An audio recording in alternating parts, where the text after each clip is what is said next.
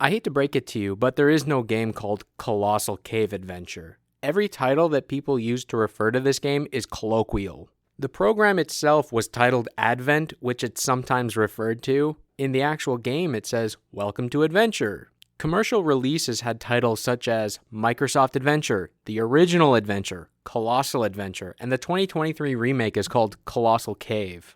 If you watch interviews of developers talking about their inspirations, you'll hear them use all kinds of names such as Colossal Caves or Cave Adventure. In modern times, Colossal Cave Adventure is the title that everyone unspokenly agrees to call it. However, it's very clear that the intended title is Adventure, but I'm sure a different title was necessary to distinguish it from all the other games just called Adventure. So, with all of that said, I am playing Adventure for the Apple II by A Bit Better Associates. For the duration of this video, I will be using all of these titles interchangeably. Alright, let's talk about some people named Crowther and Woods. It's common trivia knowledge that there's two guys who created Colossal Caves. Adventure was created in 1976 by William Crowther, and it was added to by Don Woods in 1977.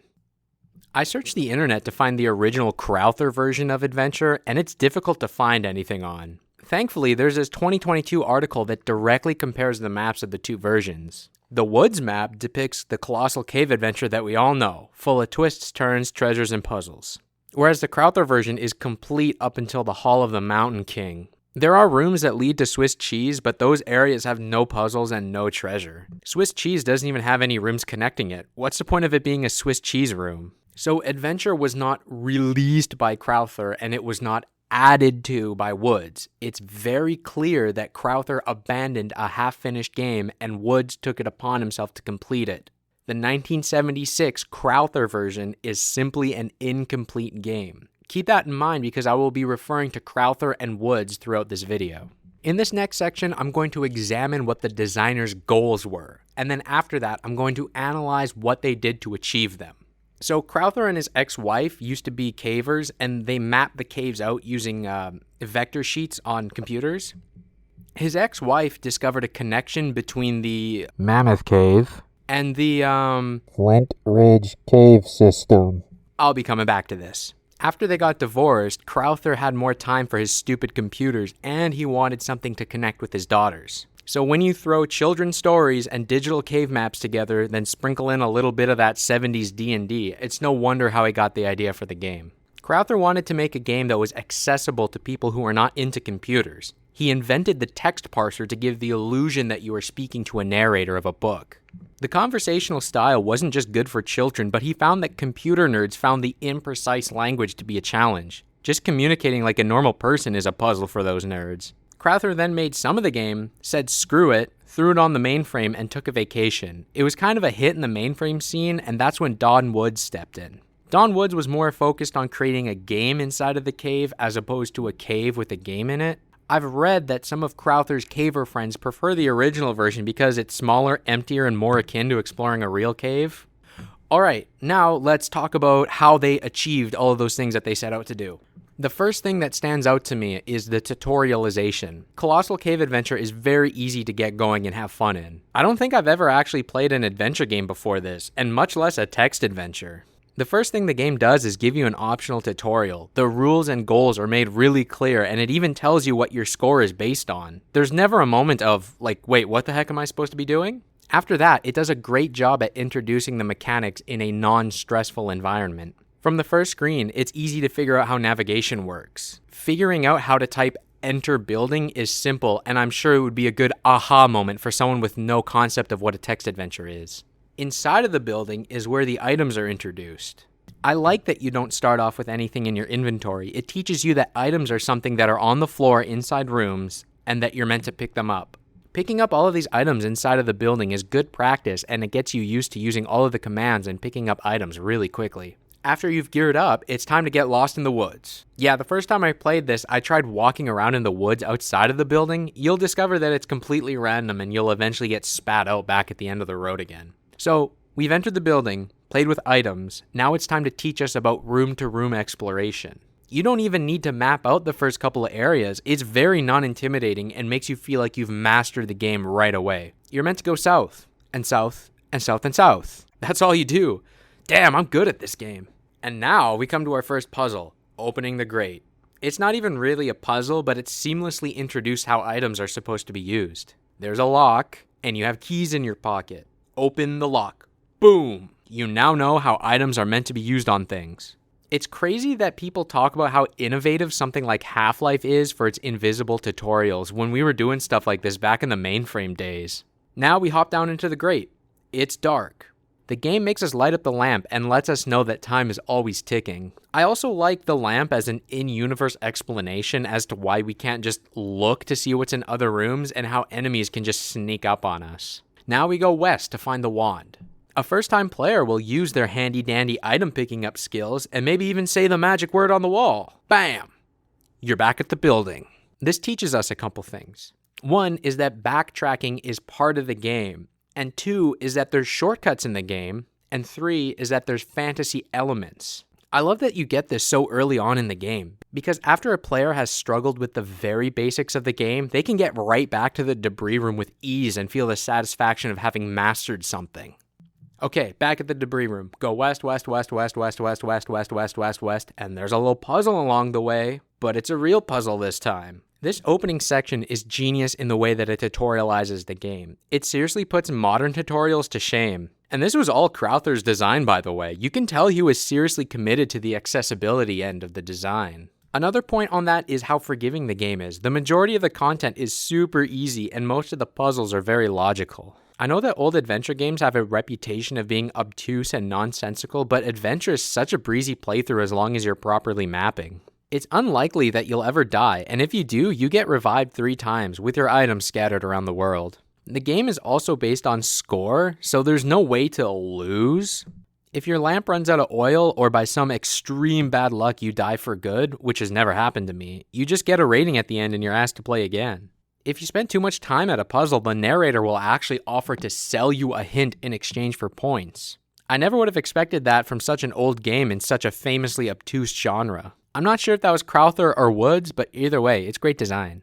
Crowther's idea to make it friendly to a non-programmer is a stroke of genius, and in terms of execution, it knocks it out of the park. I'm 99% sure that Colossal Caves invented the text adventure genre from whole cloth. I say 99% sure because this was a mainframe game, and those were both technical trailblazers, but also poorly preserved. Even today, this is exactly the kind of thing that comes to mind when someone says text adventure. The text parser works flawlessly and genuinely feels like you're giving instructions to your clone who's inside of the storybook. I never had a single issue with trying to get the game to understand me. This really feels like the first game that was meant to be distributed to a wider audience. It just so happens that home computers didn't really exist at the time, and neither did software distribution as we know it. The next thing that immediately jumps out at me is the literary style of everything. It's kind of reminiscent about how you would tell an improvised story to a child, where you let the child make suggestions about what the character should do. The narrator never uses any technical or gamey terminology. It's always written in a lighthearted, conversational style with occasional jokes. In particular, I like it when the game gives you an opinion on your actions, like calling you a brute for killing the dwarf. Like, what do you mean? You put him there. The child-friendly storybook fairytale style is fantastic, particularly in the rooms themselves. The purpose of a room is usually turned into some literal thing about the room. The room where you find the large golden nugget is literally a golden room with gold walls. And one of the hub rooms, which has paths leading in all directions, is literally made out of Swiss cheese. And my personal favorite is the Baron room, which is the room with a bear in it. Its style is very warm and welcome in a way that modern fantasy just isn't. I'm starting to hate dark fantasy, actually. Bring back light fantasy. Colossal isn't just a clever name. Though I don't know shit about caves, exploring really makes me feel like I'm exploring a cave system in something like Minecraft. It's twisty, turny, and full of secret shortcuts. You need to map carefully and move mindfully, otherwise you'll get hopelessly lost fast. The influence of real caving from Crowther really shows, especially his ex-wife discovering that cave connection. Finding a shortcut really feels like some shocking discovery. There were shortcuts in Crowther's design, and later even more in the Woods design. The cave truly feels colossal. It uses lots of little tricks to make things seem larger than they are. The first is shortcuts. Some rooms take you to rooms that don't logically connect. It's disorientating and confuses you while you map. The next is the exact opposite. dead ends. Many rooms have at least 3 ways to go. One is the way you came in, one is a dead end, and the third is the way you're actually supposed to go. If you happen to take the one path forward, you're consistently wondering what was down the other path. That's such an overwhelming feeling, especially after 2 or 3 layers of that. Also, the game shows you the rooms, but it does not show you the hallways. You have to infer how the hallways twist and stretch based on which direction you enter a room and which way you have to go to return. You have to do lots of erasing and redrawing. The fairy tale story combines with the accessible gameplay amazingly. Adventure has the kind of thematic cohesion that puts most games to shame. Hearing about how a fairy tale loving housewife such as Roberta Williams finding colossal caves and then going on to lead her husband to become one of the most influential game developers in history and building the most recognizable brand in adventure games is just a testament to how much reach Adventure had and how well it was crafted for a non-technical audience. Even in 2023, Ken and Roberta Williams did the modern remake of Colossal Caves. Okay, also, the actual design of everything in the game is really efficient and elegant. The game has rooms, items, and that's it. But it does every imaginable thing with those concepts, and there are puzzles revolving around every single mechanic. Puzzles using your inventory, a puzzle about dropping things on the floor, puzzles about using items, puzzles about using your words. There's an item that you should always keep on you. There's an item you should never keep on you. Items that you can't take out of a room, items you can't take into a room, an item that appears like garbage but has a use later, an item that prevents you from solving a puzzle. You're also always wondering what items are worth the inventory slot that they take up and which ones aren't. There are rooms with a stunning lack of information. There are rooms with an overwhelming amount of information. Rooms at odd angles that are difficult to navigate. Rooms where you trade a treasure for a chance to get 2 more. Everything is used to most of its potential. Alrighty, let's talk about the bad things now. The combat. The combat is largely inoffensive to me, but it's entirely luck-based. But I died rarely, and I never died for good. It's fine, just never get caught lacking. What's not fine is the pirate. Wikipedia says that the pirate was Woods' idea. I'm glad that I have a face to direct my anger at now. I hate the pirate. He just steals your treasure and puts it in a chest. I have never found the chest, and I don't have the energy to go looking for it. If I get the pirate, I just restart my game. The dragon puzzle. Yeah, it's funny, but I never would have figured it out on my own. I didn't actually find the dragon on most of my playthroughs, but I accidentally discovered it and the solution to the puzzle while watching a review of Adventure. It doesn't line up well with the design of the rest of the game, and it reeks like the fingers of Woods. Alright, also, I think the game is too big. There's just too many rooms. I would have much preferred it if the filler was cut and it was just focused on the top tier and thematically relevant rooms. After play session number 3 or 4 of knowing where to go but falling due to some mistake I made 15 minutes earlier, I kind of start to wish that there was less of the game. Another thing, the treasures that Crowther added are pretty uninspired, and I wish they weren't even in the game. The ones that Don Woods added are playful and varied. I particularly like the Ming vase. If you drop it, it'll break, unless you put the velvet pillow on the floor first. I wish there were more mechanics like that. Such as maybe using the trident as a weapon so you don't have to carry the axe around. Or maybe a chalice that you can pick up early and use it instead of the bottle. Finding the treasure is the whole point of the game, so I wish that they were more interesting. If they had utility, I would be more motivated to actually get them. Alright, I said before that most of the game's elements are used to good effect. That is not true for the order of the rooms and the layout of the whole cave. When I first started exploring the game, there were large pits and caverns, and when you got to the bottom, there was lava. I was kind of expecting to piece my map together and slowly find out that the cave is actually a volcano or something. But no, the cave just looks like a bowl of spaghetti. I really feel like they could have done something more interesting there. Also, the fantasy elements are very much just wallpaper. I wish it had some kind of moral to teach you, and a game is a great medium for that kind of lesson.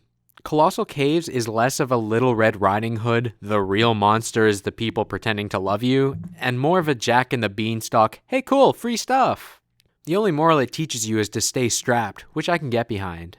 Okay, the only actual mechanical problem I have with the game is that it does not tell you the name of the room when you first enter it. When you first go into a room, it tells you a long description of the room. but it doesn't tell you the name of the room. And then when you go into it a second time, it just refers to the room by the name of the room. This confused me when I first started playing because I thought that the long description of the room was different from the room with the title of the room, if that makes sense. I've seen versions of this game where it always tells you the name of the room that you're in. I don't know exactly what versions those are, but that's a definite improvement. All right, boys and girls. Probably my biggest problem with this game is the morality of it. It's got a very colonialist attitude. You are just you in the game, and it's assumed that you have the inherent desire to steal treasures for the sake of it. Hey buddy, what if I don't want to steal artifacts from another culture? A sequel would fix this if the plot is that you're returning all of the items to their rightful owners, but I'm not sure if that exists or not. Anyway, that's my video. Bye!